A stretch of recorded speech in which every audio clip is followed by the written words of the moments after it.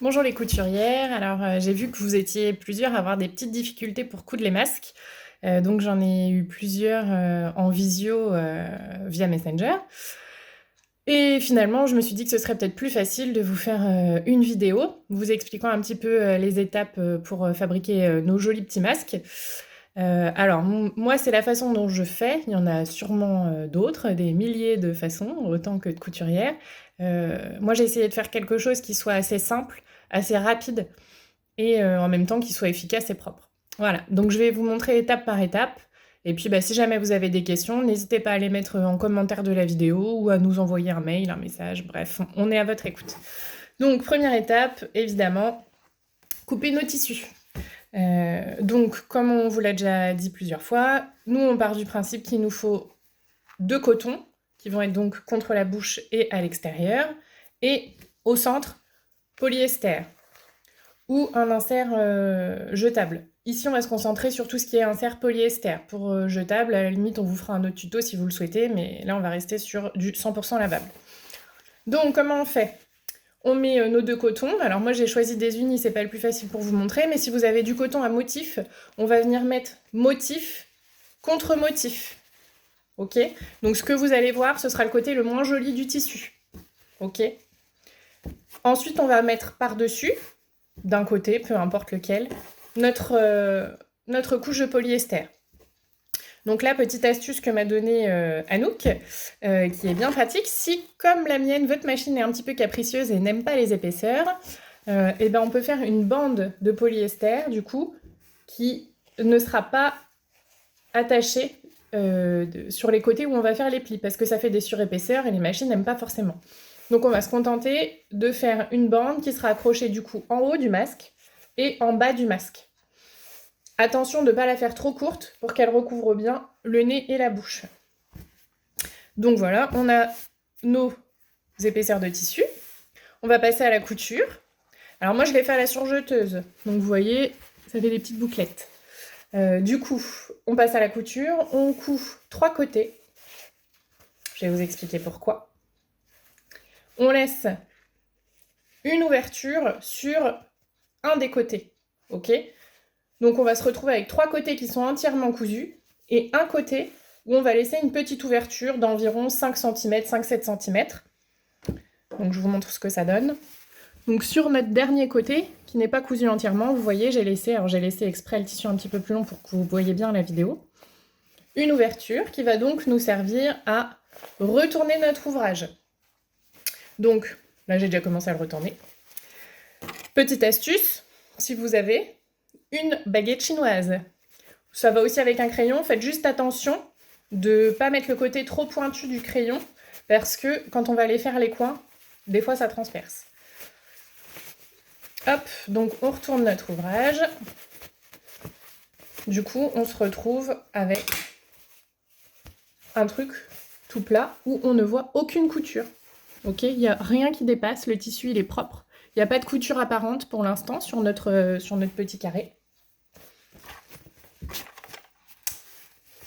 Alors, maintenant on va passer à la surpiqûre. Donc la surpiqûre, moi ce que je fais, c'est que je commence par un coin. Je fais tout un côté en couture.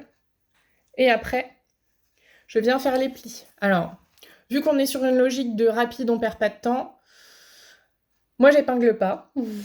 Je fais mes plis en même temps que je les couds. Du coup, je plante mon aiguille, je viens faire un premier pli, donc à peu près à 3 cm du bord, je rabats sur 1 cm vers le bas. Je couds, je viens passer sur mon pli, ça le fixe. Et ensuite, j'en refais un en partant du bas, et là, je le remonte vers le haut. Comme ça, j'ai un pli qui va vers le bas, un pli qui va vers le haut, et ça fait une espèce de poche, quand on regarde du coup sur notre masque. Et c'est ça qui va lui donner son arrondi. Donc vous voyez un peu comment c'est fait, je sais pas si ça me fait zoom, vous voyez. Voilà, donc j'en ai fait un côté avec les plis, et ensuite je refais ma couture. Comme ça me fait une surpiqûre, mon pli, une autre surpiqûre, et on va passer au deuxième côté. Et du coup, le deuxième côté, on fait exactement la même chose que ce qu'on vient de faire. On replie vers le bas, on pique, on replie vers le haut, on pique. Et on se retrouve avec un masque qui est presque fini. On coupe les petits fils.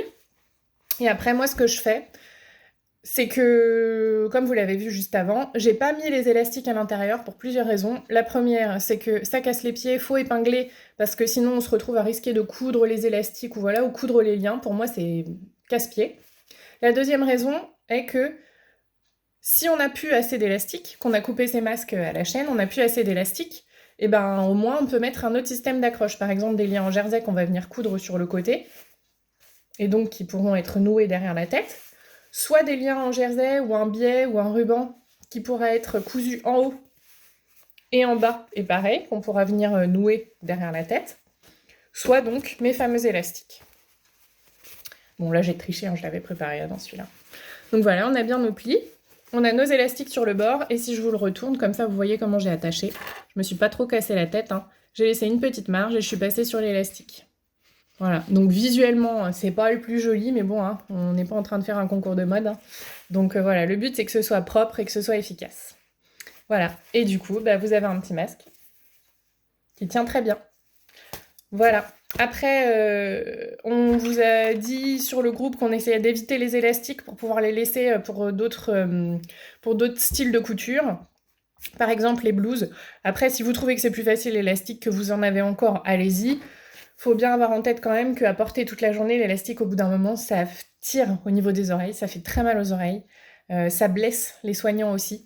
Donc, essayez de privilégier des liens ou de couper des bandes de jersey dans des t-shirts, par exemple, les t-shirts propres, hein, dans la mesure du possible. Vous coupez des bandes d'environ 50 cm, je crois, on avait dit, et 1,5 cm de large, et en fait, on vient les coudre sur le côté, ou alors on les coud carrément comme les élastiques, sauf que on les attache pas, on les attachera après à nouer derrière la tête. Voilà, j'espère que ça vous paraît un petit peu plus clair. Si jamais vous avez besoin d'aide, n'hésitez pas. Et puis bonne couture, et puis soyons toutes et tous, mais il n'y a pas beaucoup d'hommes, hein, efficaces, et pour essayer de protéger le maximum de personnes, et puis espérons qu'on en sorte vite. Bonne journée!